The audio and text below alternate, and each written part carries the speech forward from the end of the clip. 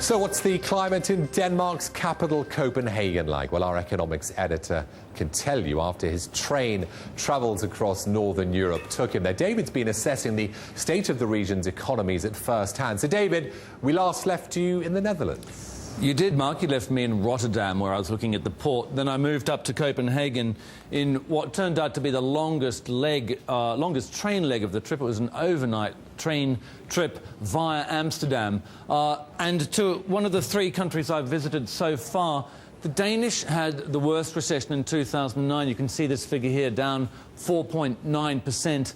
Other statistics, their budget deficit probably going to rise to about 5.5% this year, according to the European Commission. Final statistic here, this is total debt to GDP.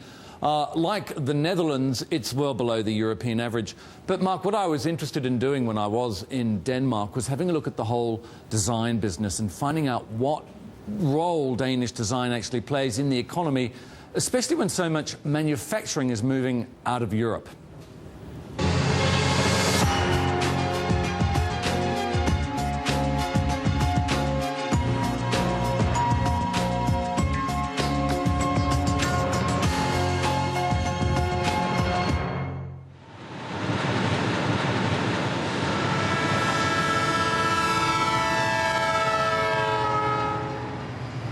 Rotterdam to Copenhagen, 16 hours by rail.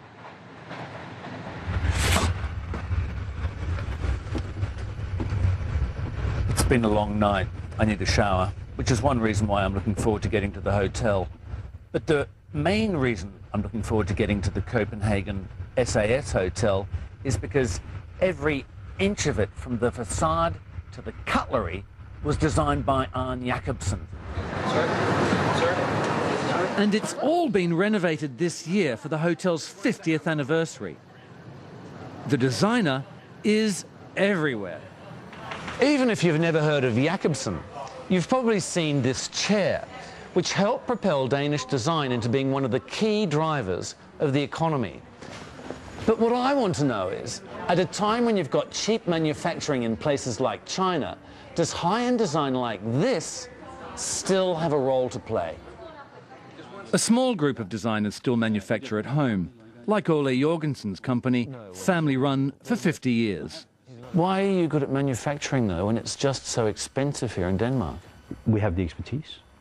We have the know-how. We have the will and the interest to do it. But why not send it to China? Why should I? When I can afford making it here. Oh, you can afford it? I have made products here that can afford being manufactured here. Would you lose something if you sent your products to China? No, I win something. What would you win? I win respect with the clients. I cannot deliver to the big, broad masses anyway. Some Danish designers are attempting to reach a broader market. Danform, with only 15 staff in Denmark, employs hundreds abroad. What's the vision here we're talking about? The vision is, of course, to keep this really good designs that Danform has. We have as well the best quality, but at very reasonable prices. So it reaches out to a huge level of customers worldwide. Now again, we have all the items we are producing. So is design's role diminished as manufacturing moves overseas? Good design enhances, embraces, and makes a good product better. Yeah. Kim Rabeck Hansen established a chain of Japanese restaurants in Copenhagen in the mid-1990s. He said Danish design, from menus to bathrooms, helped the company to its best year ever. If good products invest in design, it will jump to the bottom line. It will. The sympathy about the product, the customer reaction, the storytelling, all these small things that makes people decide to go to us or to go to a competitor, or buy this and buy that, has something to do with design. Which shows design can still light up Denmark's economy. And David joins me now. That was one long train journey, wasn't it? It was more than 16 hours because we had to get from Rotterdam to Amsterdam. But my recommendation there is make sure you book ahead and get a sleeper, which we didn't have.